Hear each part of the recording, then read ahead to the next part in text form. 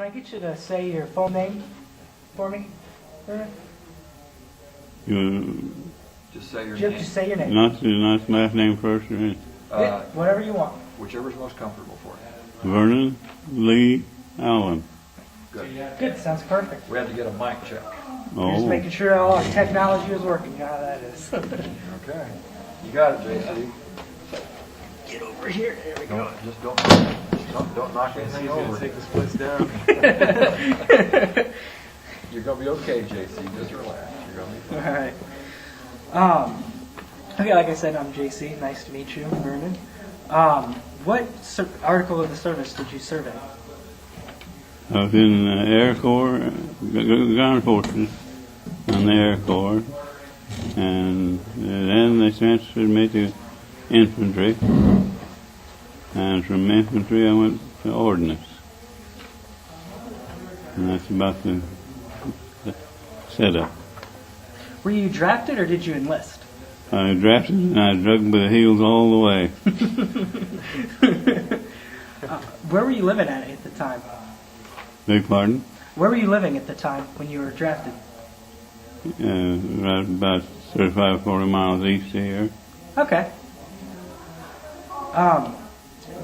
Did you get to pick to be in the Air Corps, or did they just send you to that They specific picked place? me. They picked you. And everything that they said, I did. Do you recall your first days of the service? No, it's only the last name. Okay. Do you remember anything about boot camp? What was that like? Never had it. Never had boot camp. I never was sworn in, and I was in infantry, but at the end of they lost so many men that we had to replace them. And I had 6 weeks of basic training. So it was just kind of a crash course, and then they sent you right off to. It was crap, quickie, And you were in World War II, correct? right? Were you in any other wars? Nope. Where exactly did you go after your basic training? Went to New York, and was shifted around in all kinds of camps around New York, I found out, and then I was sent overseas. Where'd you go overseas? Well, we landed, the Germans gave us an escort, and we sat in Weymouth, England, in the on the dock there until dark, and then it transferred us across the channel into France. When you arrived, do you remember what that was like? Well, it was good to see land, but we wanted to get on something solid. That's about all. You don't see much from down in the harbor. They marched us up the hill and they let us off ship. It was about 3 o'clock in the morning, so things was pretty dark. What was your job or assignment when you were overseas? Now, that again, please. What was your job or assignment when you were overseas? Oh, I was a cook.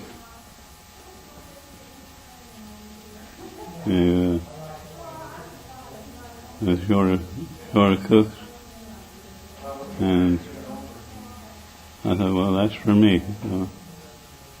So I took it.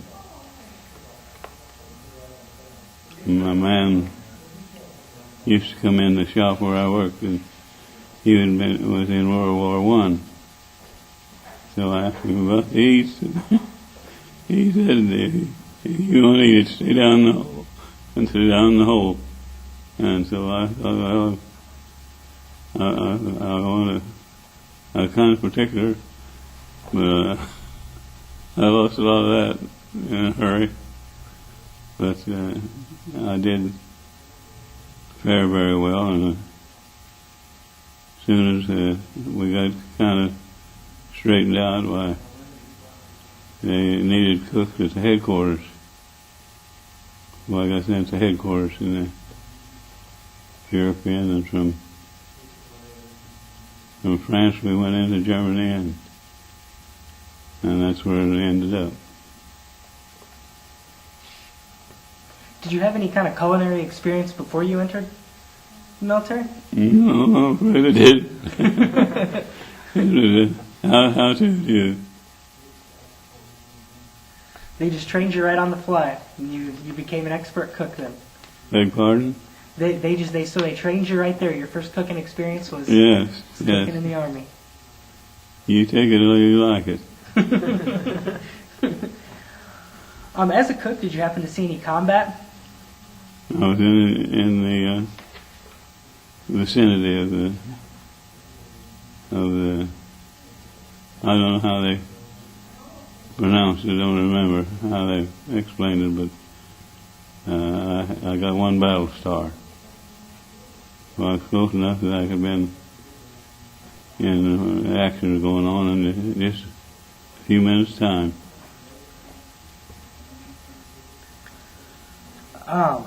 Could you tell me about any of your, just a couple of your most memorable experiences overseas? Well, I guess when we were in the harbor, before we got to the harbor, we was on board this ship, and they fired some depth charges, and that gives you kind of a chill. And that's most all these others, if I could think of them, but I believe that was where we was in the most danger, and it's waking up about 3 o'clock in the morning, and that seemed to be the favorite time, and the water is all around us, and you can hear the water splashing, and we had one kid that they weren't able to get him up all the way across, but when that, and he slept in the bunk of bed with me to my right, and as far as he come down out of that bed like a squirrel in a tree. And he went up to the top. Of course, they wouldn't let anybody get out. The doors to the outside of the lock shut. And after that settled down, we marched on up. And France had a large park laid in this park for a day or two till we got new guns and new clothing, and everything was new.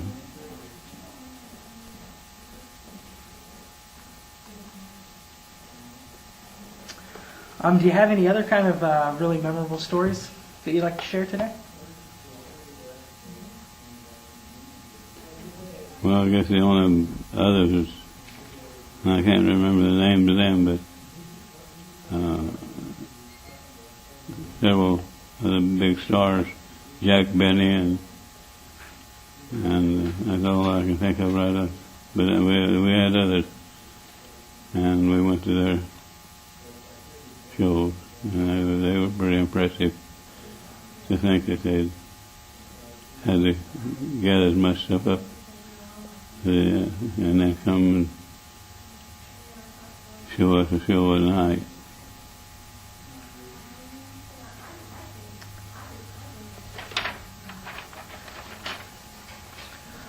So you said you were awarded one battle star. Can you tell me a little bit about that? Well, it was all done at the headquarters, or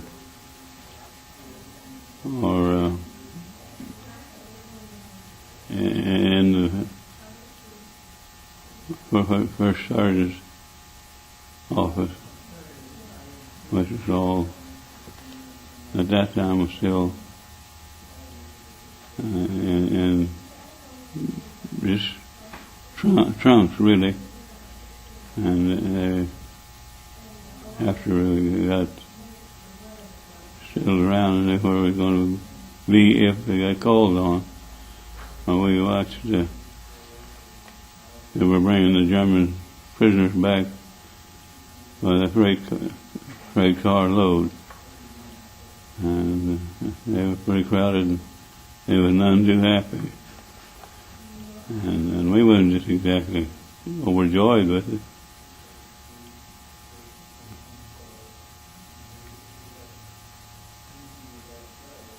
When you were overseas, how did you stay in touch with your family?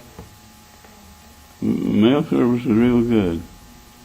It was just surprising. You could send a package.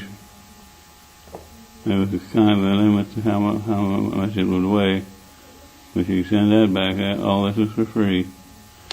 And the mail was 3 letters, and they went through pretty quick. What was the food like over there? The food that you prepared and maybe food prepared by others? Well, it was surprising, but it wasn't bad. It was worse in France and it wasn't when we got in Germany. We had a better place to prepare it and better quality of food. We didn't lose any weight.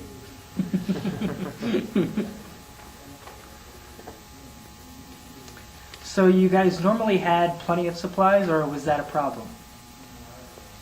Well, we had plenty of supplies. Sometimes getting it to us was a problem. But then, if they got us through, we had a pretty good meal.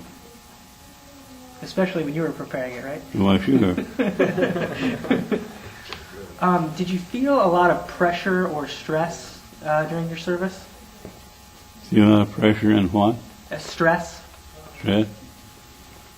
Well, some of them could stand the pressure and the stress and get by pretty good. But we had others that, as one guy said about him, said, whenever the bullets get a little thicker, he gets a little more of the liquor. He felt pretty brave then. Was there something special that you did over there for good luck? Prayed a lot.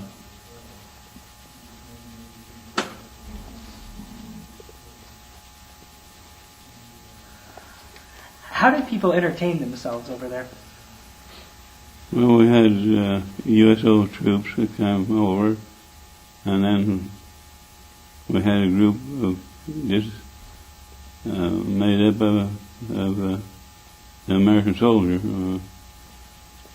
and they were pretty good.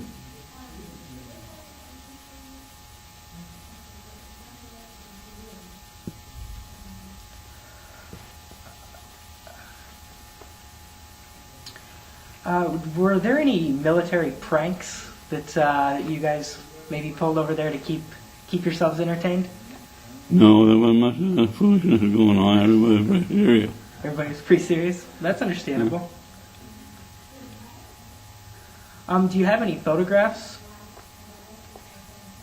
Well, now is the bad part. I was married to a bitch, and when I got home, I sent a 35mm camera home with lots of, had to be developed, and she sold the camera, done something with it, and all my pictures went too. Yeah. The film had never been developed, but we thought we were going to get long enough after we come back to get it done in some of the camps we were in. But they hustled us right through, and within a day or two after we hit New York, I was civilian. What did you think of your fellow officers and fellow soldiers? What did I think? Yeah, what did you think of them? You don't know what I think of one. but the rest of them was pretty good. Did you keep a personal diary of any kind while you were over there? No, I didn't. So you talked a little bit about when you got home after the war. Do you recall the day your service ended? 23rd day of May of 1947. What was that day like? A beautiful day.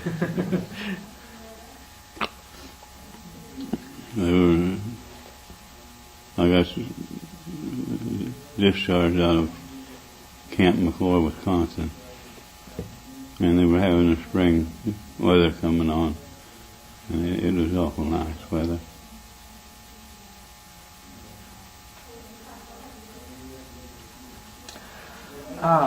What did you do in the days and weeks after your service? Well, I worked here and there, just nothing permanent. And of course, 47 left, and it was a terrible year for the farmer. We had rain, and then it stopped, and that was it. But the year of 47 was an awful poor year. But 48 was a good year, and ever after that was pretty good weather. We got the rain about right, and the weather cooperated, so worked out pretty good from then on. So you mainly went into farming after the war? Yes. Not cooking?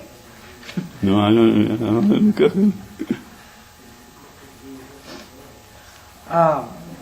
Did you make any close friends in the service? Any what? Did you make any close friends while you were in the service? Yes. But they're about I was the youngest one of the bunch, but I had two awful good friends. One of them was right, I don't know whether you know which Litchfield is or not, but that's south of Springfield. Okay. And he and I got together a number of times. And then the other one was a man from South Dakota, Siston, South Dakota. And we visited them a time or two since we got home, but I don't go anymore and won't never be able to again if I knew they were still living, but we lost contact with them, so I just imagine they passed away. Did you join any veterans organizations? I joined the Legion, and I got tired of their beer parties and their raunchy shows they have, so I don't belong to any organization. So what was your farming career like after the war? Turned out pretty good, as one guy said the other day. Somebody asked if he was a farmer, and he said, "Yes, I'm a farmer, and that's why I'm working here." So that was the way I did it too. I farmed and worked in town.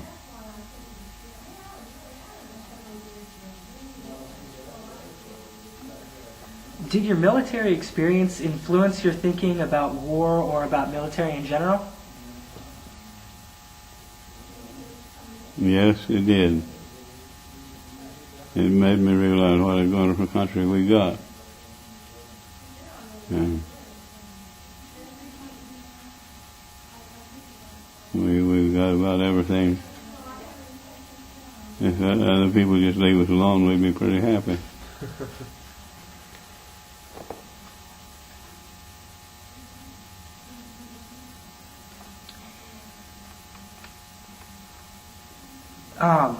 Now, you said that you experienced a little bit of, you didn't join a veterans organization, but you did join the Legion.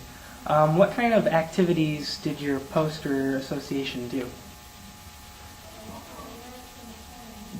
No, I didn't get the last of it. What kind of events did you have at the Legion?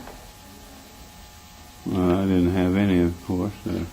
I went to some of the fairs we had, the Springfield State Fair.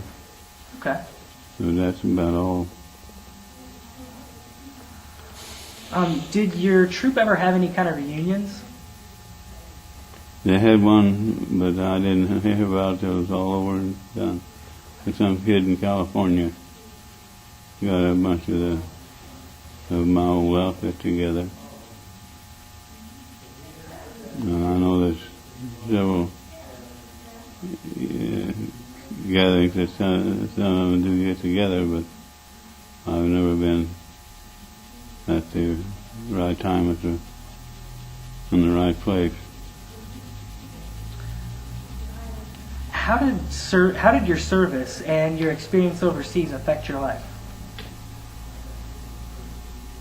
Well, I just told you it made me realize what a great country we got, and being thankful that I made it back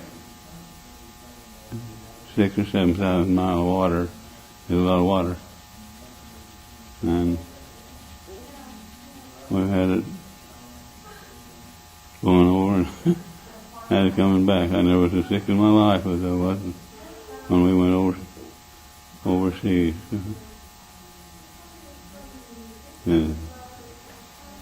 You had one thing that you was wondering what in the world will I do? Will I ever see New York again or the docks? But I did.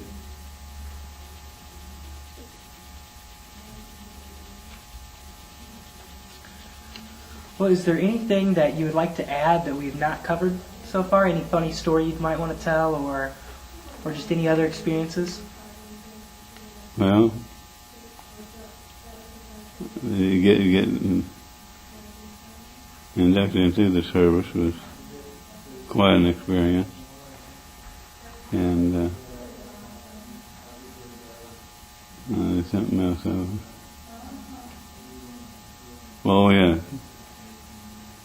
we had to fall out every morning, of course, when I was at the induction center, and we were in one group, but that A gets you on the front line for about everything. And so we're standing there, and a group about like us standing to the left of us, and they said they had to report, of course, the report for all of us. He said, all present accounted for, one man absent. Well, we got quite a kick out of that.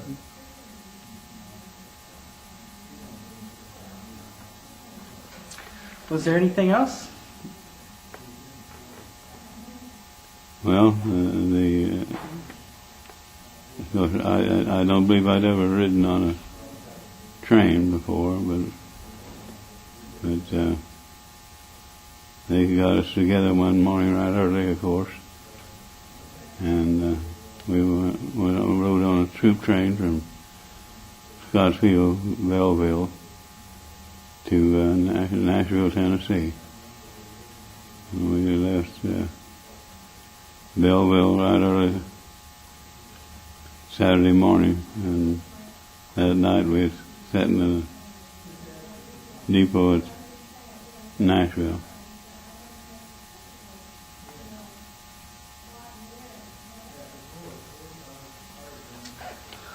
Well, I guess that wraps it up for us. I want to thank you very much. You certainly welcome. because you helped me do a project for college, and you help people learn more about World War II, and this should be up on the internet so people can go in and type your name in and hear your story sometime soon. So that's a really great thing that Congress is doing. So Yeah, it's an experience you'll never forget. all right, well, thank you again very much. Thank you, Lon. Nice meeting you.